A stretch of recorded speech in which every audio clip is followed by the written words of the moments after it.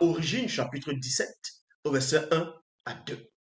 Kiné, donc c'est qu'on va appeler Sarah ou Sarai dans les Bibles actuelles classiques, mais son vrai nom c'est Kiné, donc la reine ou la princesse. Et en même temps, princesse, on peut dire Wonje.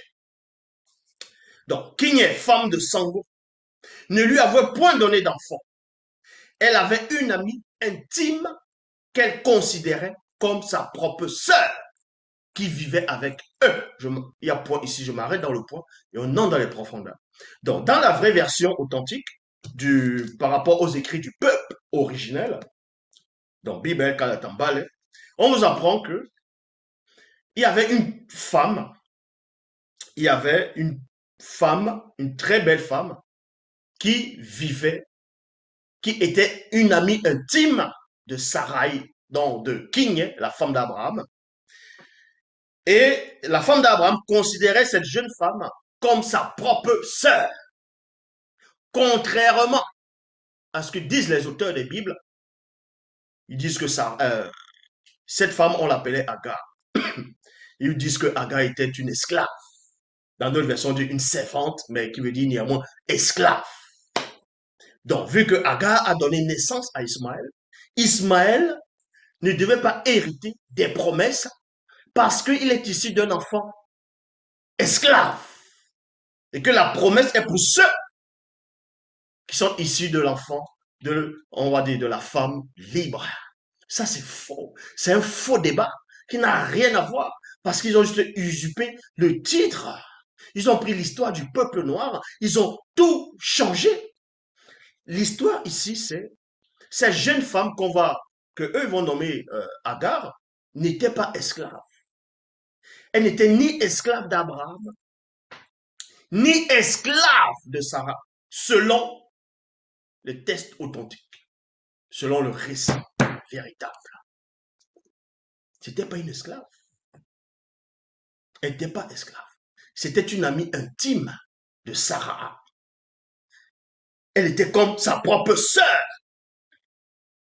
Et on vous apprend ici, dans Origine chapitre 17, verset 1 à 3, Kinyé, femme de Sango, ne lui avait point donné d'enfant.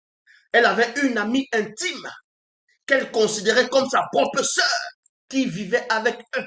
Il y a point. C'était une très belle femme noire, on précise ici. Djenné, donc égyptienne, du nom de Walla. Entre parenthèses, quand on traduit, ça donne Agar. Parce qu'on va mettre entre parenthèses Agar pour que ceux qui ne connaissent pas l'histoire, ce qui s'est réellement déroulé dans le peuple originel, puissent se repérer à travers les soi-disant noms qu'ils ont trafiqués, dont les noms comme Agar, Abraham, Sarah, pour qu'ils voient que voici le vrai nom, voilà comment nommer ce véritable personnage. Donc, on apprend ici que Agar, son vrai nom c'est Walla. Son vrai nom c'est Walla. Cela faisait déjà un long moment que Sango était installé dans le territoire du sud-ouest de Longanapi, dans Ouassemutonga, donc Afrique centrale. Il arriva alors que Kinyé, la femme de Sango, demanda à Walla, donc Djenné l'égyptienne, avec persuasion d'aller connaître intimement Sango. Donc, dans le récit authentique ici, on vous apprend, on vous montre par là, que la soi-disant Agar n'était pas esclave. Sinon, Sarah allait lui donner l'ordre. Ben, si tu es esclave, on n'a pas besoin de négocier avec toi. On te donne un ordre. Allez, va coucher avec lui là-bas. Là. Et elle ira. Non, elle n'a pas donné d'ordre ici. Voilà. Puisque c'était comme sa sœur. C'était des amis intimes. Elle n'était pas esclave. Donc, on lui dit ici, c'est-à-dire, King va plutôt la persuader. Donc, avec persuasion.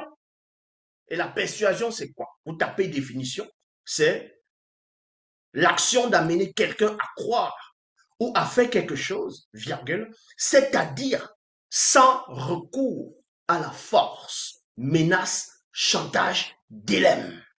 Vous voyez?